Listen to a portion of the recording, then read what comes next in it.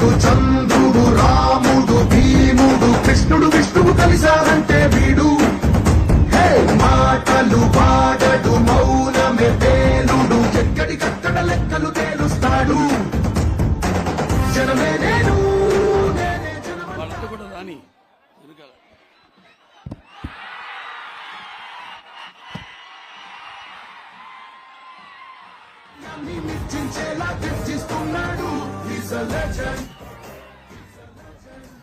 అందరూ ముందుకు రావాలి. వెనకున్న వాళ్ళందరూ కూడా ముందుకు రావాలి. ముందుకు రండమ్మా, అందరూ రావాలి.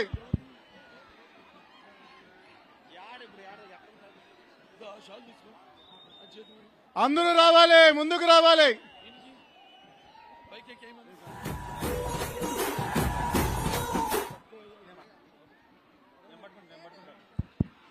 అందరూ రావాలమ్మా, ముందుకు రావాలి. రావాలి. జై బాలయ్య, జై బాలయ్య, జై బాలయ్య, జై బాలయ్య.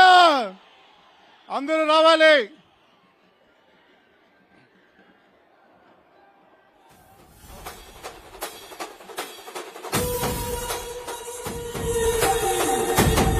జెండా దించమ్మా,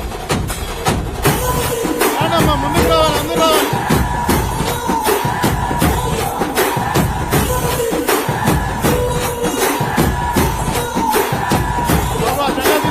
రాజసంని ఇంటి పేరు పౌరుషంని బొంటి తీరు నిన్ను తలుచుకున్న వారు లేచి నించని మొక్కుతారు.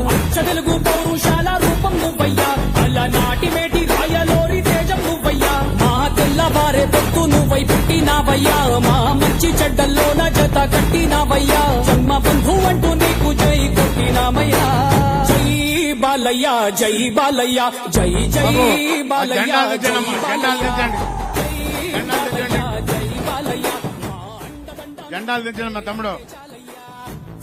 ఆ ఎదురుకున్న బస్సు క్లియర్ చేయండి. జనం అందరూ కూడా ముందుకు రావాలి. ఆ బస్సు వెనకాల ఉన్న జనాలందరూ కూడా రావాలి. ఆ వెహికల్స్ ఆపండి.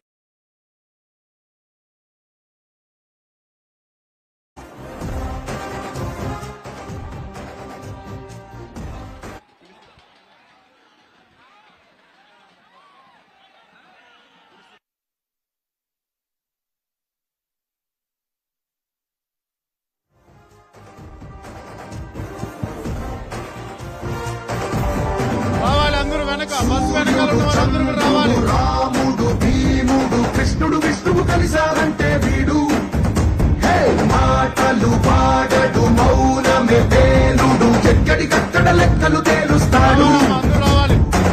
జనమే నేను నేనే జనమంటాడు, రక్తం రంగే రక్షాకులమంటాడు. ఊపిరి మొత్తం ఉద్యమ రంగంలా దౌర్జన్యాన్ని నిర్జించేలా తెచ్చిస్తున్నాడు. He's a legend, he's a legend, he's a legend, he's a legend, he's a legend, he's a legend, he's a legend, he's a legend. అందరూ రావాలి.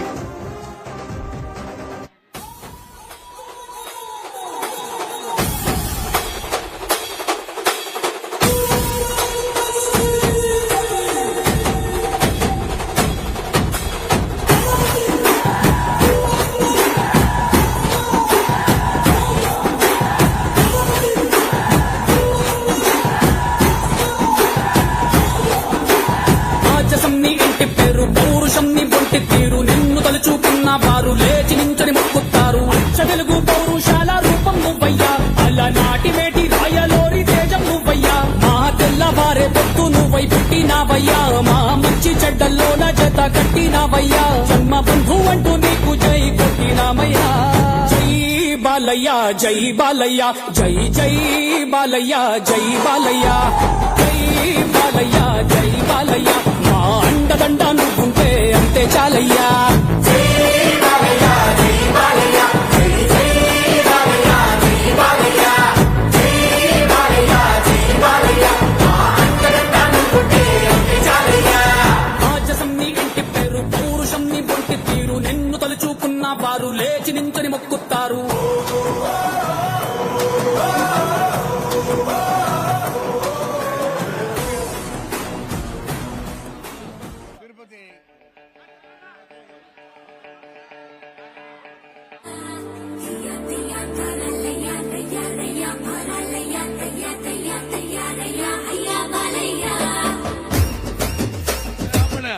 మాట్లాడండి.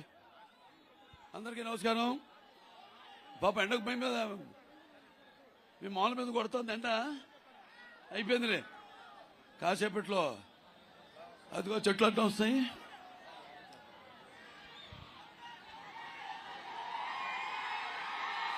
సో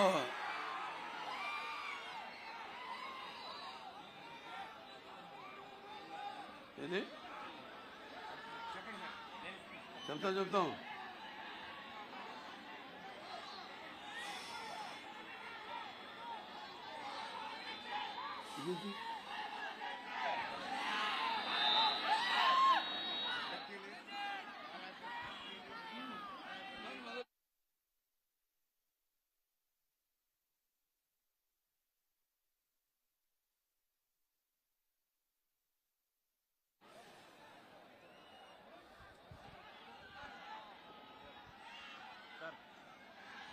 రాసిచ్చారా?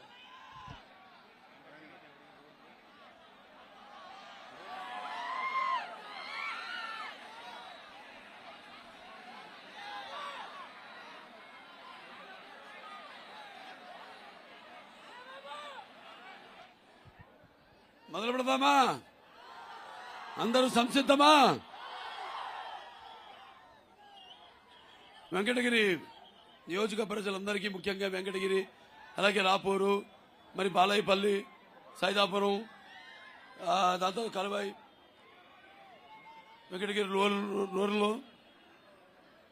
మొత్తం ఈ ప్రాంతం నుంచి, ఈ నియోజకవర్గం నుంచి 6 మండలాల నుంచి కదిలి వచ్చిన అశేష జన సముద్రానికి ఈ యొక్క ప్రజాస్వామ్య పరిరక్షణ కోసం పెద్ద కంకణంలో ఇక్కడికి విచ్చేసిన తెలుగుదేశం పార్టీ కార్యకర్తలకు, నాయకులకు, అలాగే జనసేన పార్టీ కార్యకర్తలకు, నాయకులకు, అలాగే బీజేపీ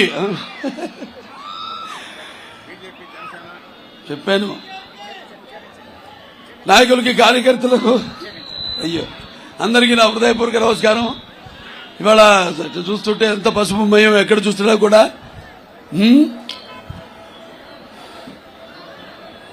ఎదురొచ్చి ఊరి బయట నుంచి కూడా స్వాగతం పలికిన చిట్టి తమ్ముళ్ళు ఉన్నారు ఇక్కడ జెండాలు పట్టుకుని. 82 గుర్తొస్తుంది. నాన్నగారు పార్టీ పెట్టినప్పుడు ఇలాగే ఈ యొక్క జనప్రపంచనం, జనం సముద్రం, ఇలాగే కెరటాలు లాగా లేస్తూ, మరి ఇప్పుడు ఎండను కూడా లెక్క చేయకుండా నన్ను అన్ని రకాలుగా అభిమానిస్తున్న, అలాగే మహిళలకు ముఖ్యంగా వాళ్ళందరూ ఈ హారతులు అందిస్తూ, అలాగే నీరాజనాలు అర్పిస్తూ, అలాగే యువతరానికి ప్రతినిధులు, నవతరానికి నాయకులు, భావితరానికి భారతదేశ మహాశక్తి అయిన యువతరానికి, నా అభిమానులకు, పవర్ స్టార్ పవన్ కళ్యాణ్ గారి తమ్ముడు పవన్ కళ్యాణ్ గారి అభిమానులకు అందరికీ నా హృదయపూర్వక నమస్కారాలు తెలియజేసుకుంటున్నాను. నేలనిందా, ఆకాశానికి చిల్లుపడిందా, ఇసుకేస్తే రాళ్ళంత జనం తెలుస్తోంది. మీ అందరు కూడా ఉన్నారు సంసిద్ధంగా రేపు ఎన్నికలను ఎదుర్కోవడానికి. ముందుగా మన గత చరిత్ర కొంచెం తెలుసుకునే అవసరం ఉంది. ఎందుకంటే పసుపు అన్నదే నాన్నగారు ఆనాడు పసుపు రంగుని మరి మన పార్టీ రంగుగా ఆయన నిర్ణయించి, పసుపు అంటే శుభానికి చూసుకోవద్దకి, అలాగే పసుపు అంటే మన శుభ వేడుకలకు ఆరంభ గీతం, అలాగే పసుపు అంటే ఆరోగ్యానికి ఒక గొప్ప ఆయుర్వేదిక ఔషధం, అలాగే పసుపు అంటే అభివృద్ధికి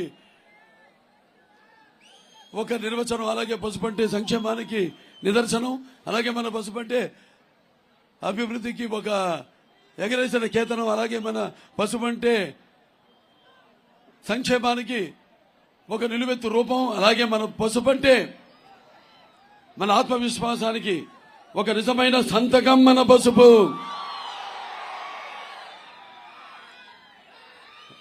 మరి ఆనాడు నాన్నగారు దాని గురించి చెప్పేదే ఉంది. ఎవరితో పోల్చేది లేదు ఆయన్ని. ఎవరైనా కాలి గోటి కూడా పనికిరారు. మనమంతా చరిత్ర గురించి మనకు ఒక గొప్ప చరిత్ర ఉంది. ఆ చరిత్ర గురించి చూసుకుంటే చాపగుడితో సమతను నేర్పాను నాటి పల్లనాటి బ్రహ్మన్న, మేడిపండులో మెరిసే సంఘం గుట్టు విప్పెను వేమన్న, వితంతువుల వీధి రాతలు మార్చి బ్రతుకును పండించే టంగుటూరి, అలాగే తెలుగు భారతిని తెలుగు భాషలో తీర్చిదిద్దరు గురజాడ, స్వతంత్ర భారత రథసారథి సమరాధనుకే నేతాజీ, అలాగే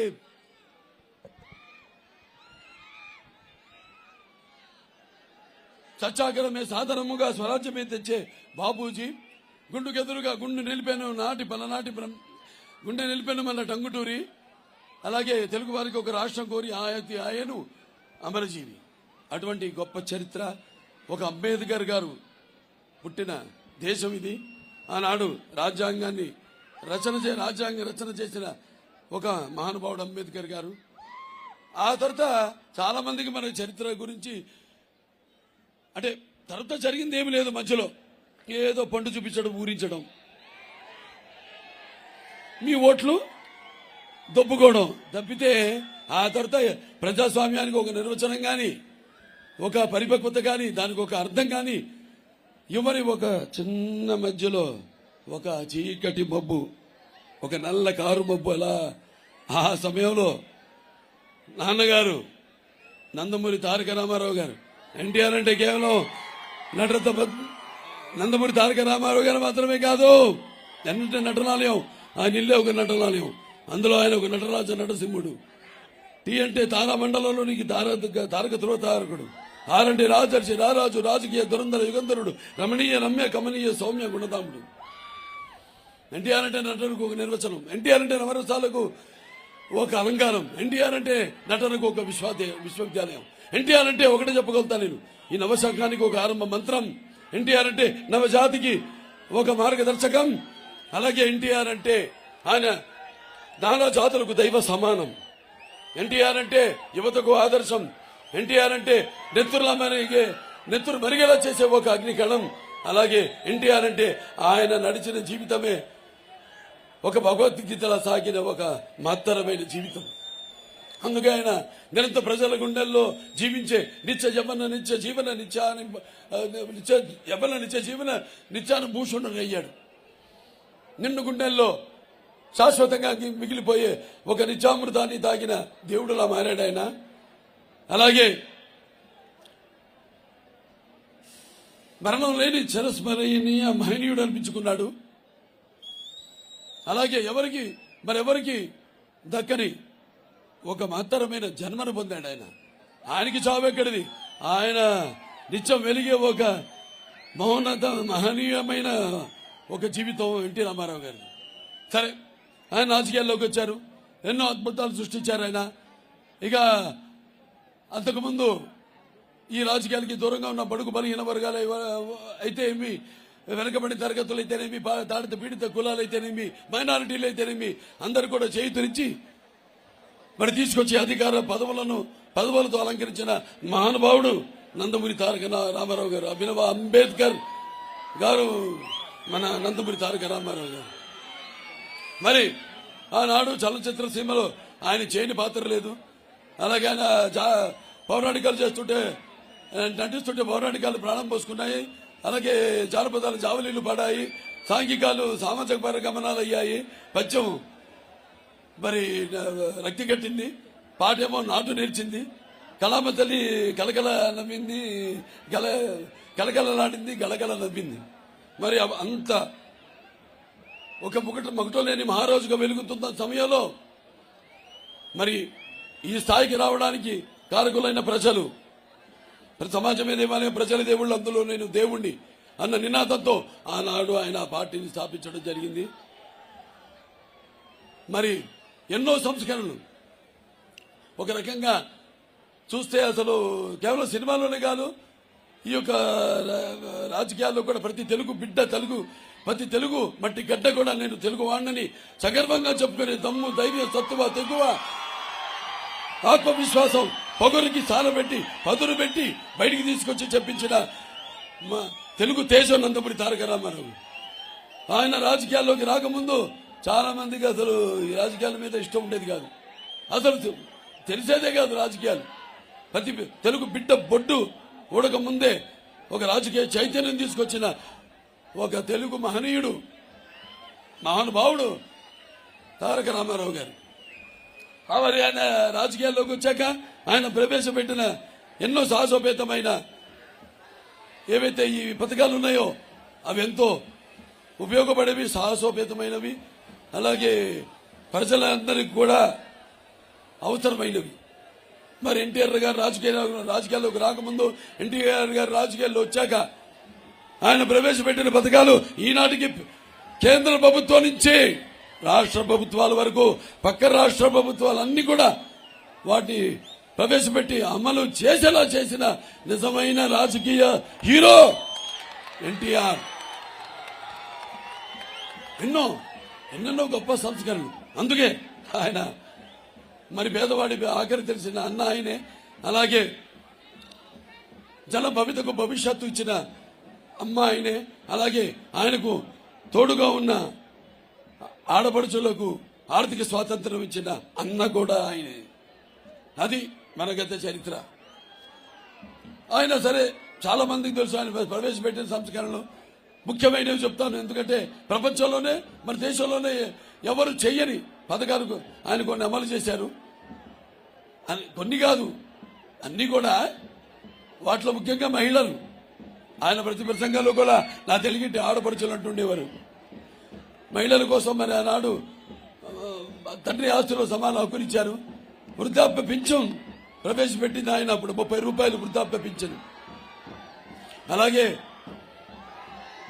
కిలో బియ్యం కనీస అవసరాలను గూడు గుడ్డ 2 రూపాయలకు కిలో బియ్యం అందించిన మహానుభావుడు. ఇక్కడ చేనేత కార్మికులు ఎంతో మంది ఉన్నారు చైతన్యం కలిగిన. ఆనాడు మరి ఆయన ఈ యొక్క చేనేత వస్త్రాలు సగం ధరకే ఒక చీర దోవతి ప్రవేశపెట్టి ఒక రకంగా పరోక్షంగా చేనేత కార్మికులందరూ కూడా ఉపాధి కల్పించిన మహానుభావుడు నందమూరి తారక రామారావు గారు. అలాగే రైతులకు మరి భూమి శిస్తు రద్దు చేశారు. 50% ఒక యూనిట్ కరెంటు హార్స్ పవర్ ఇవ్వడం జరిగింది. అలాగే ఈ యొక్క గ్రామీణ క్రాంతి పథకం కింద మొత్తం గ్రామాలన్నింటిలో కూడా అన్ని మౌలిక సదుపాయాలతో అభివృద్ధి చేయాలని ఆనాడు ఈ గ్రామీణ ఇది ప్రవేశపెట్టడం జరిగింది. అంటే గ్రామాల యొక్క సర్వోన్నతముఖ అభివృద్ధి కోసం. అలాగే ఈ యొక్క సహకార సంఘాల ఏం చేస్తాను చూస్తారు తమాషా మాట్లాడుతుంటే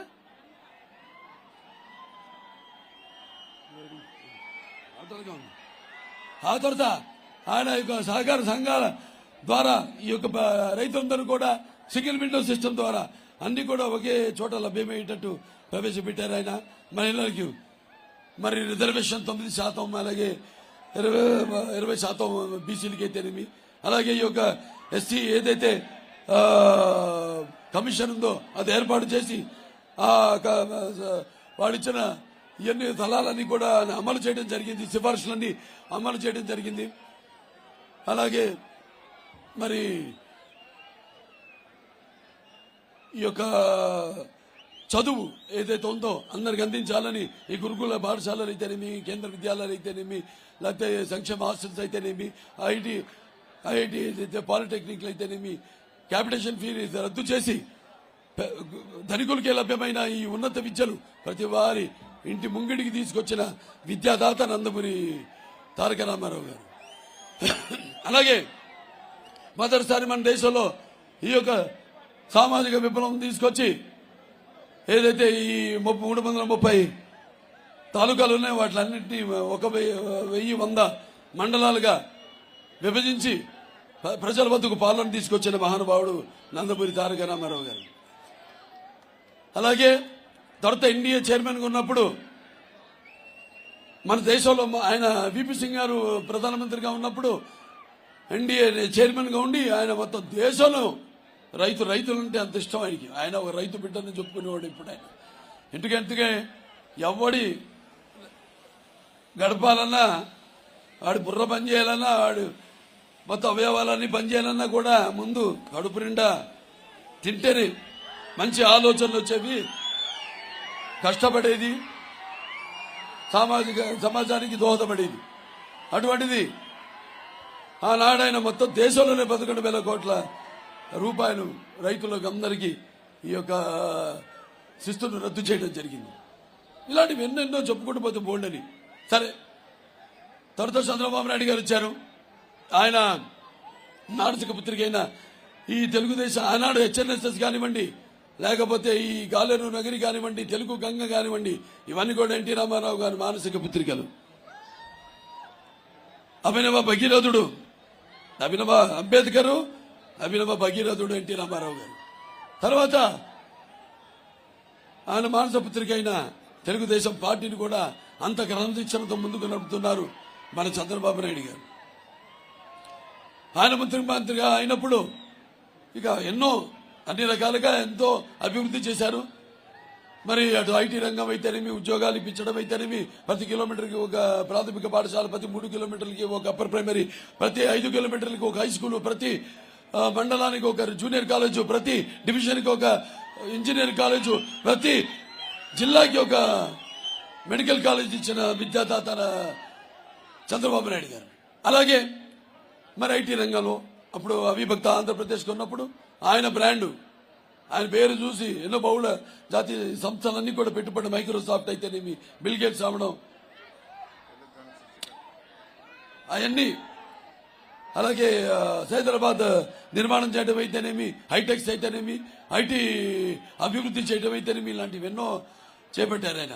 అలాగే రిజర్వేషన్స్ కూడా 33% మహిళలకి ఇచ్చిన మహానుభావుడు. అలాగే 50% బీసీలకి స్థానిక రాజకీయాల్లో, అలాగే 33% చదువు విద్యలో మహిళలకి రిజర్వేషను.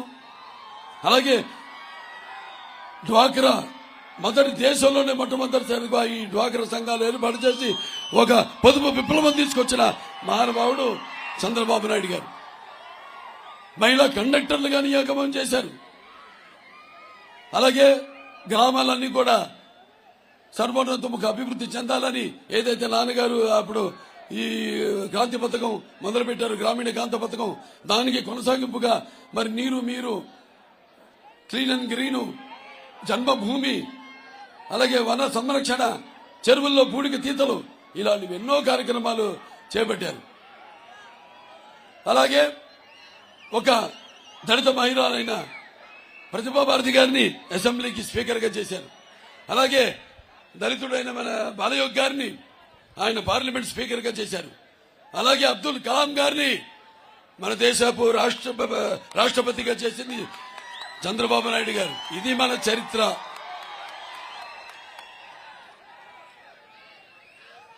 ఇంకా ఎన్నెన్నో కార్యక్రమాలు చేపట్టారు. అలాగే మైనారిటీస్, అప్పుడు నాన్నగారు ఆయనకి ప్రేమకు త్యాగాలకు ప్రతీకలు ముస్లిం సోదరులు సోదరిమణులు, మన నాడు వాళ్ళకున్న భక్తి భావన, క్రమశిక్షణ, ఆధ్యాత్మికత మనకు ఆదర్శప్రాయం. ఇది ఒక వసుదైక కుటుంబంగా ఉండాలి, అందరం కలిసి ఉండాలి. రక్తానికి జాతి లేదు, మాంసానికి మతం లేదు, చర్మానికి కులం లేదన్న దారిలో ఆయన మొత్తం అంటే ఎటువంటి మతాలకు అతీతంగా, కులాలకు అతీతంగా, వర్గాలకు అతీతంగా ఆయన ఈ రాష్ట్ర అభివృద్ధిని చేపట్టారు. ఇలాంటివి చెప్పుకుంటూ పోతే అసలు మనం చేసిన అభివృద్ధి, మొదటిసారి ప్రవేశపెట్టిన పథకాలు కానీ ఇవన్నీ కూడా ఇక మరి ఎవరి వల్ల అందరు చెప్పుకుని పప్పం గడపడమే. ఇవాళ కేంద్ర ప్రభుత్వం అయినా ఈ ఆహార భద్రత చెప్తుందంటే ఆనాడు రామారావు గారు ప్రవేశపెట్టిన ₹2 కిలో బియ్యం ఆహార భద్రత. అలా ఎన్నెన్నో కార్యక్రమాలు చేపట్టారు. మరి ఈనాడు చూస్తున్నాం, చెప్పాలా ఇప్పుడు దరిద్ర పాలన గురించి, ఈ నీచ నికృష్ట భ్రష్ట పాపిష్ట కల్మష భూయిష్ఠుడైన ఈ జగన్ పరిపాలన గురించి చెప్పాలా? పోలీసులు అడిగండి చెప్తారు. మీకు డిఏలు వస్తున్నాయా? ఏమమ్మా మౌన్ తిప్పేసేవాడు. అలౌన్స్ వస్తుందా? సెలవులు ఇస్తున్నారా? ఏజెన్సీ అలౌన్స్లు ఇస్తున్నారా? ఎందుకు బానిస బ్రతుకు? ఉంటే ఒక రౌడీ ఇన్స్పెక్టర్ లాగా ఉండండి, లేదా ఒక లక్ష్మీ నరసింహ అంటే పాపం వాళ్ళు చెయ్యాలని ఉంది ప్రభు. అన్ని మొత్తం వ్యవస్థలన్నింటినీ నిర్వహణ చేశాడు ఈ పిచ్చోడు. ఏదంటే మేము సిద్ధం ఉంటాడు. దేనికి సిద్ధం? నా పొంద 1600 కోట్ల రూపాయలు జనం ధనాన్ని మొత్తం రాష్ట్రం అంతా హోర్డింగ్లు పెట్టాడు. నేను సిద్ధం. దేనికే నువ్వు సిద్ధం? నాకు అర్థం కాదు. నీ ఒక తల్లిని చెల్లినింటి నుంచి గెంటేశావు. అలాగే నీ బాబాయ్ చంపేసిన నిందితులకి కాపాడుతూ మరి మీ చెల్లికి మోసం చేశావు. మరి దానికి సమాధానం చెప్పడానికి సిద్ధమా? లేకపోతే ప్రతి సంవత్సరం జాబ్ క్యాలెండర్ ఇస్తానని యువతరానికి చెప్పి మరి మోసం చేసి వాళ్ళని యువతరాన్ని ఈ యొక్క గాంజాకి డ్రగ్గులకి అలవాటు చేసిన మరి వాళ్లకు సమాధానం చెప్పడానికి సిద్ధమా? లేకపోతే ఏదైతే అధికారం వచ్చిన వారం రోజుల్లో సిపిఎస్ రద్దు చేస్తానని మన ప్రభుత్వ ఉద్యోగాలకు చెప్పాము. మరి వాళ్ళకి సమాధానం చెప్పడానికి సిద్ధమా? రాష్ట్రానికి రాజ్యం లేకుండా చేసి 3 రాజ్యాల పేరుతో అటు అమరావతి రైతుల త్యాగాల్ని పైశాచిక ఆనందం పొందుతున్న అభాస్యపాలు చేస్తున్న మరి వాళ్ళకి సమాధానం చెప్పడానికి సిద్ధమా? నా బీసీలు, నా ఎస్టీలు లేకపోతే నా మైనారిటీలు అంటూ మరి వాళ్ళ ఎమ్మెల్సీ అనంతకుమార్ దళితుడైన డ్రైవర్ చెప్పేసి డోర్ డెలివరీ చేశాడు. వాళ్ళకి సమాధానం చెప్పడానికి సిద్ధమా? లేకపోతే కుటుంబం రైలు కింద పడి ఆత్మహత్య చేసుకున్నారు. మరి వాళ్ళు ప్రాణాలు తిరిగి ఇవ్వడానికి సిద్ధమా?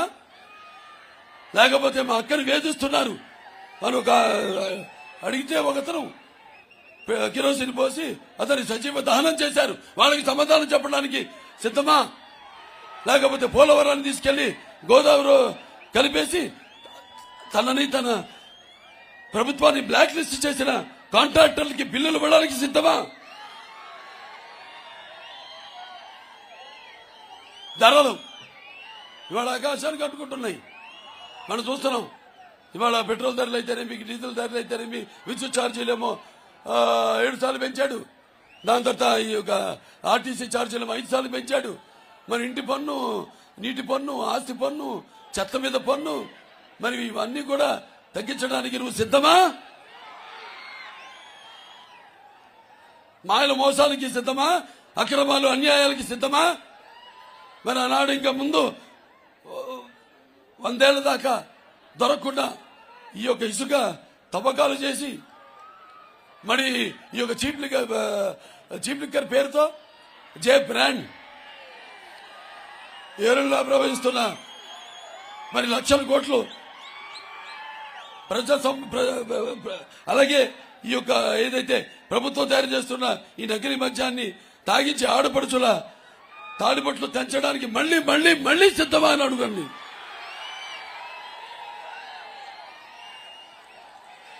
మేము సిద్ధమే. మేమే తక్కువగా, మేము సంసిద్ధం. నువ్వు సిద్ధమైతే మేము సంసిద్ధం. మరి ఇన్నేళ్లు నువ్వు సాగించిన ఈ పరిపాలనకు అంతమొందించడానికి సమరసింహం పూరించి మరి ఉరకలేస్తున్న ఉత్సాహంతో నీ పరిపాలన మేము నిన్ను దింపడానికి ఈ అరాచక అక్రమ మాయల మోసాల ప్రభుత్వాన్ని దించడానికి మేము సంసిద్ధం.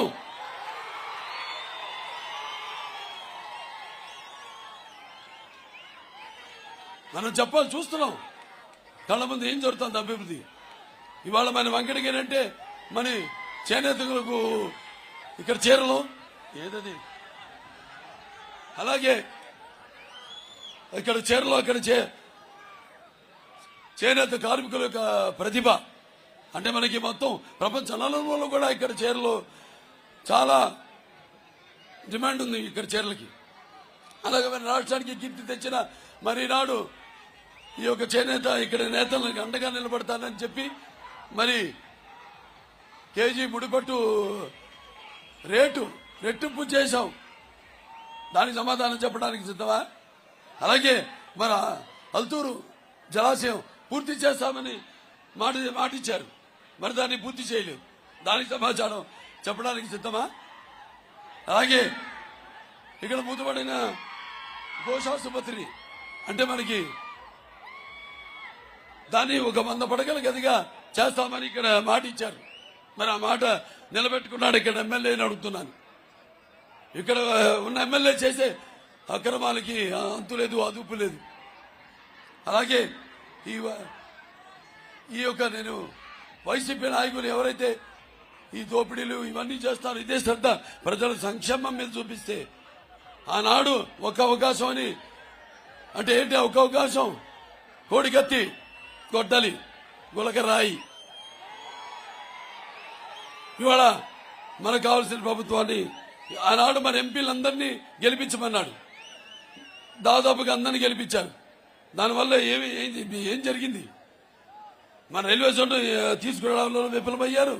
అలాగే మనకు ప్రత్యేక హోదాని తీసుకురాలేదు. అలాగే కేంద్ర ప్రభుత్వం నుంచి నిధులు కూడా తీసుకురాలేకపోయారు. ఇవాళ ప్రభుత్వ ఉద్యోగులకి అప్పు చేస్తే గానీ జీతాలు ఇవ్వలేని పరిస్థితిలో ఉన్నాం మనం ఇవాళ. మరి ఎస్సీల విషయానికి వస్తే ఆనాడు తెలుగుదేశం ప్రభుత్వం అధికారంలో ఉన్నప్పుడు ఎన్నో కార్యక్రమం 25 పథకాలు ముందుకు తీసుకొస్తే వాటిలన్నింటినీ రద్దు చేశాడు అధికారంలోకి రాగానే. మరి ఎంతో మందిని పొట్టన పెట్టుకున్నాడు. డాక్టర్ సుధాకర్ అయితేనేమి, లేకపోతే జడ్జి రామకృష్ణన్ అయితేనేమి, తన ఎవరిని వ్యతిరేకిస్తే తన విధానాల్ని మరి ఎంతో మంది ఈ ఎస్సీ పేదలకు శిరోమండనం చేయించాడు. అలాగే ఈ రాజధాని మీద ఎవరైనా నాయకులు ఉద్యమిస్తే వాళ్ళ మీద ఎస్సీ ఎస్టీ కేసులు పెట్టాడు. ఇది చేసిన నిర్వాహకం మన తెలుగుదేశం ప్రభుత్వం. ఆనాడు మరి ఈ దళిత ఎవరైతే పేద యువకులున్నారో వాళ్ళందరూ కూడా సబ్సిడీతో కూడిన రుణాలు ఇచ్చి, ఇన్నోవా కార్లు ఇచ్చి వాళ్ళకి జీవన ఉపాధి కల్పించాం.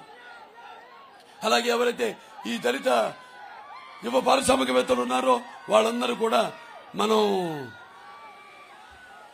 రుణాలు 1 కోటి రూపాయలు వాళ్ళకి రుణం కాదు ఆర్థిక సాయం చేయడం జరిగింది. ఇప్పుడు ఇవాళ ఉన్న ఈ యొక్క ఏదైతే అంబేద్కర్ గారి పేరుతో ఈ విదేశీ విద్య ఉందో ఆ పేరు మార్చేసి వాళ్ళ జగన్ విదేశీ విద్య అని పెట్టుకున్నాడు.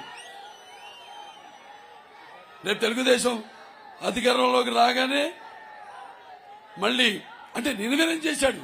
ఎవరిని ఒక్కడిని పంపాడా విదేశాలకి? ఏ వర్గంలోనైనా ఒక పేద విద్యార్థిని పంపించాడా? ఎవరికైనా ఒక రుణం ఇప్పించాడా? రేపు తెలుగుదేశం రాగానే అధికారంలోకి తప్పకుండా ఈ యొక్క అంబేద్కర్ విదేశీ విద్యను పునరావృతం చేస్తామని, అలాగే ఏదైతే ఈ కార్పొరేషన్ ఉందో దాని ఫైనాన్స్ కార్పొరేషన్ దాని ద్వారా రుణాలు ఇప్పిస్తామని, అలాగే ఈ యొక్క బెస్ట్ అవైలబుల్ స్టడీస్ అందజేస్తామని, అలాగే ప్రతి ఎస్సీ పేద కుటుంబానికి 2 ఎకరాల కొనుగోలు భూమి మీకు ఇస్తామని, అలాగే ఈ సివిల్ సర్వీసెస్ కి వెళ్లే వాళ్ళకి ఫ్రీ కోచింగ్ ఇస్తామని కూడా ఈ సందర్భంగా మీ అందరికీ తెలియజేస్తున్నాను.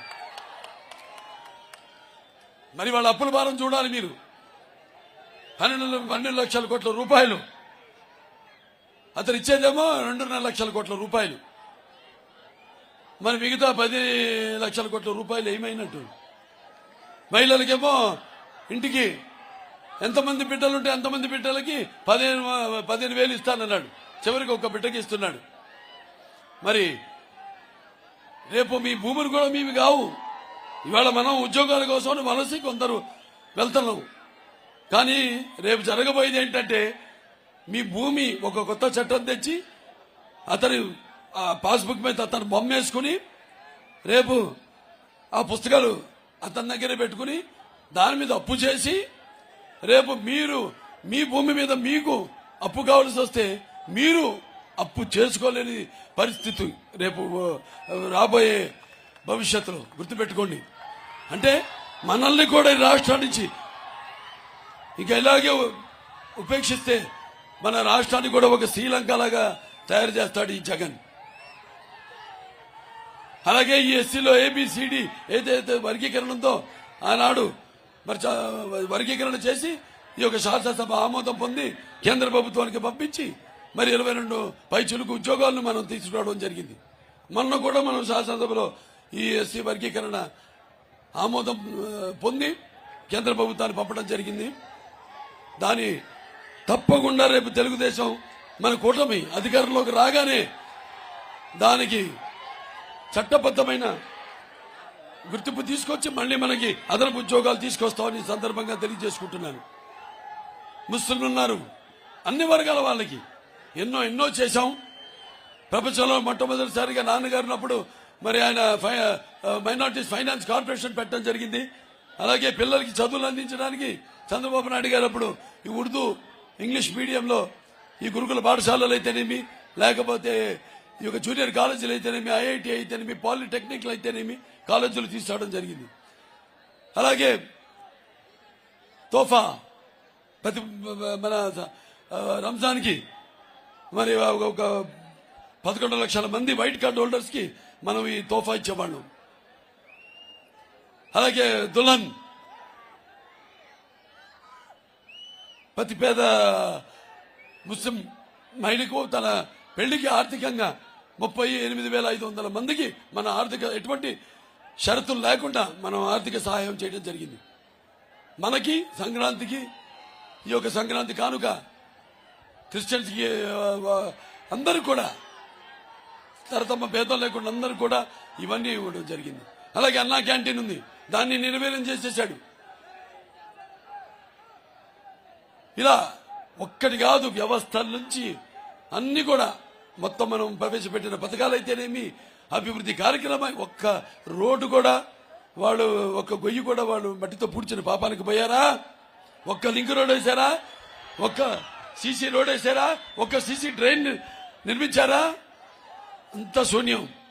కాబట్టి మీరు గుర్తుపెట్టుకోండి, మీకు అభివృద్ధి కావాలా, అరాచకం కావాలా రేపు, లేకపోతే సంక్షేమం కావాలా,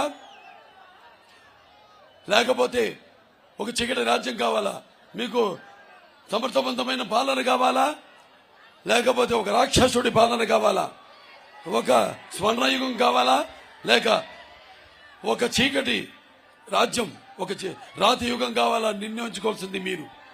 మీ ముందుంది ఓటు. ప్రజాస్వామ్యంలో ఈనాడు ప్రజలకున్న ఆయుధం ఓటు. ఆ ఓటుని సద్వినియోగపరుచుకుని మరి మీ యొక్క ప్రజాస్వామ్య సంరక్షణ కోసం, సరైన ప్రతినిధులను ఎన్నుకోవడం కోసం, అలాగే సమాజ స్థాపన కోసం, సమాజంలో ఉన్న వ్యత్యాసాలను తొలగించడం కోసం, అలాగే సామాజిక న్యాయం అందించడం కోసం ప్రతి ఒక్కరూ వినియోగించవలసిన పరమ పవిత్రమైన ఆయుధం ఓటు. ఆ ఓటుని మీరు వెల కట్టి కుదువ పెట్టి మీ స్వార్థాలకో మీ స్వప్రయోజనాలకో వినియోగించుకున్నారంటే మీ యొక్క ఓటుని మీరు దుర్వినియోగపరుచుకున్నట్టు అవుతుంది. అలాగే మీ స్వాతంత్రాన్ని, మన ప్రజాస్వామ్యాన్ని మీరే హత్య చేసిన వాళ్ళు అవుతారు. గుర్తుపెట్టుకోండి. ఇవాళ మొత్తం 3 పార్టీలు కలిశాయి. తెలుగుదేశం, జనసేన, బీజేపీ. ఇవాళ మనకు అవసరం అని చెప్పా నేను. ఈ కూటమి చాలా అవసరం. ఎందుకంటే ఒకటి, ఆనాడు ఎంపీలు అన్నాను, మరి ఇవాళ మళ్ళీ మనకి ముస్లింస్కి ఏదైతే 4% రిజర్వేషన్ ఉందో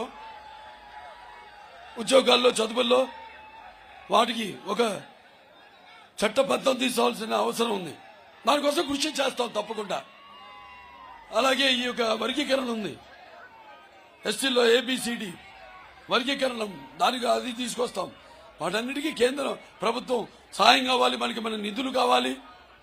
ఇప్పుడు వాళ్ళ ప్రభుత్వం మైనారిటీస్ కోసం సుమారుగా మన రాష్ట్రానికి 600 కోట్లు ఇచ్చింది ప్రభుత్వం, బీజేపీ ప్రభుత్వం. చెప్తున్నా, గుర్తుపెట్టుకోండి. మతం కాదు ఇక్కడ కావాల్సింది, అభివృద్ధి కావాలి. ఆనాడు నాన్నగారు ఓట్ల రూపంలో చూడలేదు మైనారిటీస్ ని. వాళ్ళలో కూడా ఒక చైతన్యం తీసుకోవాలి, ఒక చైతన్యం రగల్చాలి, అభివృద్ధి చేయాలి, సామాజిక పరంగా, రాజకీయ పరంగా, ఆర్థిక పరంగా పైకి తీసుకోవాలని ఎన్నో పథకాలను ముస్లిం సోదరులు మైనారిటీస్ కి తీసుకురావడం జరిగింది, ప్రవేశపెట్టడం జరిగింది. ఇవాళ కూడా మన కేంద్రం నిధులు రాబెట్టుకోవడానికి అయితేనేమి, చట్టబద్ధత కొన్ని చట్టాలకు కల్పించడం కోసం అయితేనేమి కావాలి. మనం ఏదైతే ఈ ఎస్సీ ఏబిసిడి వర్గీకరణ మనం పంపించామో, ఆమోదం చేసి ఇక్కడ దానికి సుముఖంగా ఉంది. అక్కడ కేంద్ర ప్రభుత్వం, మోడీ గారు సుముఖంగా ఉన్నారు.